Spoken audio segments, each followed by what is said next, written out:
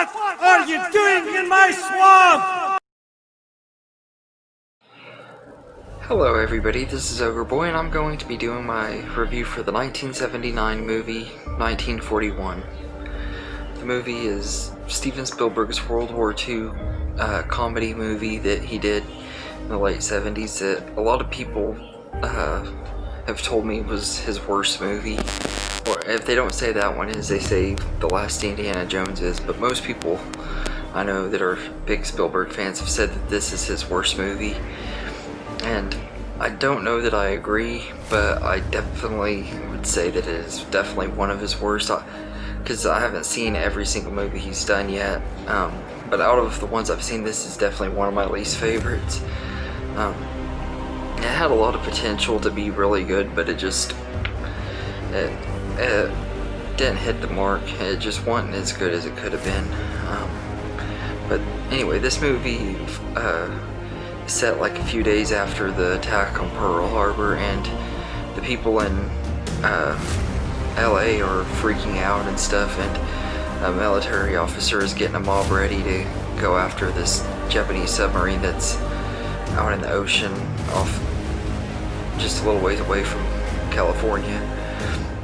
And there's a lot of other stuff that's going on in this movie. Like there are a lot of characters, and this movie has a really good cast. It has John Belushi, Dan Aykroyd, Murray Hamilton, Lorraine Gary, John Candy, Christopher Lee, Tim Matheson, Warren Oates, Nancy Allen, Ned Beatty, Eddie Deason, and a lot of other ones. This cast is like really stacked. It has a lot of really great actors and stuff in here, and we even get a couple of actresses from Spielberg's previous movies. Suzanne Backlund plays, pretty much is playing her same character from Jaws from the beginning of the movie, that goes skinny dipping stuff. She goes skinny dipping at the beginning of this movie. This one kind of has like, it opens with a Jaws parody, which I'm not gonna lie, I thought that was actually pretty cool. I actually thought that was really funny. I wish the rest of the movie could have been that funny, but I did enjoy that part. And also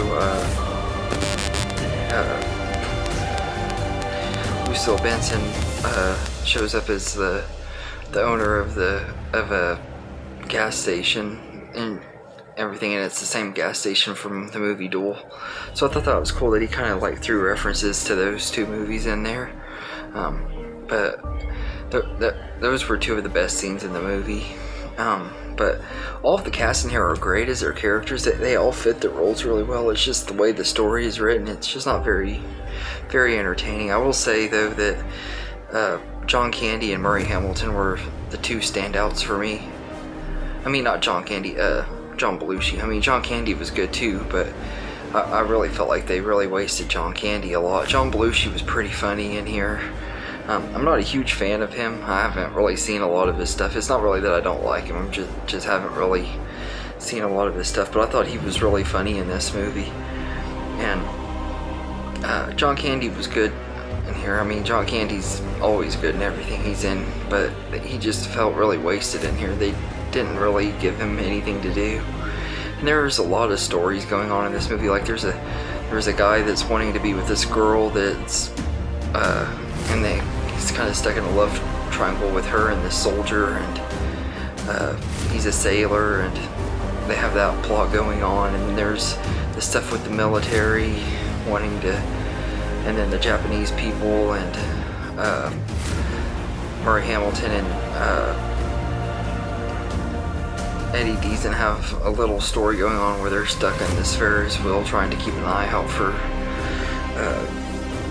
Japanese planes and stuff. And like there's just so many stories going on in this movie. It feels really convoluted. It could have been so much better if they would have maybe taken some of them out or something. It wasn't real great. And the other reason I was really disappointed in it is it's written by Robert Zemeckis and Bob Gale, who would later go on to write the Back to the Future trilogy together. And it does have some trademark stuff that you could tell that Robert Zemeckis was working on. Even though this movie's directed by Spielberg, it also kind of has a little bit of a Robert Zemeckis feel to it too, which I thought that was kind of cool. But this movie just, the comedy sometimes is really good and sometimes it's really bad. There's some really funny stuff with the house that Ned Beatty and Lorraine Gary live in. They're towards the end of the movie. They're trying to fire a cannon, and he keeps every time he fires it, he goes sliding back into the house and making damages to the house. And at the end of it, the house is pretty much just about torn up. And when he goes to hang the wreath back up on the door, the house completely falls off the edge of the cliff that it's on. And I thought that was a really funny scene. And there's some pretty funny slapstick stuff too. And I really like the stuff with John Belushi though. He, like I said, he's really funny in here, and like the stuff with him and this other plane fighting each other because they think that they're enemies of each other. That was kind of funny. But yeah, also I thought it was kind of cool. There's a scene where one of the officers is watching Dumbo in a movie theater, and I thought that was kind of cool because they actually showed clips from Dumbo. I was like, I don't know how they could have got the right. I'm guessing back then, getting the rights to show clips from Disney movies wouldn't be as hard as nowadays. That would never ever happen. Of course, I don't think this movie would happen nowadays because there's a lot of stuff in here that wouldn't happen in movies around nowadays. But